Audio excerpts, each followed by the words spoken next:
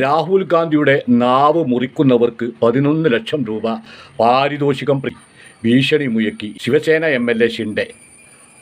കഴിച്ചിലായി. മുസ്ലിമിൻ്റെ പേരല്ല, മുസ്ലിമിൻ്റെ പേരെങ്ങാനും ആണെങ്കിലേ ജയരാജന്മാർ ഇങ്ങോട്ട് മുന്നിലേക്ക് വരും. അതുപോലെ തന്നെ അഡ്വക്കേറ്റ് ജയശങ്കർമാർ ഓലൊക്കെ ഇങ്ങോട്ട് വരും. മത തീവ്രവാദം, മതരാഷ്ട്രം കഴിച്ചിലായിട്ടോ. മുസ്ലിമിൻ്റെ പേരല്ലാത്തതുകൊണ്ട് വേറെ ഗുണമുണ്ട്.